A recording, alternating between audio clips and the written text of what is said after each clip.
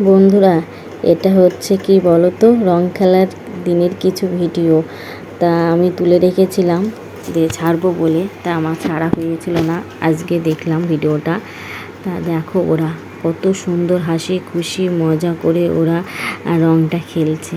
এই দিনগুলোকে আমরা খুব খুব মিস করি। আমি ভীষণ ভীষণ মিস করি, কারণ আমিও একসময় এরকম ছোট ছিলাম, এরকমভাবে রং খেলিয়েছি।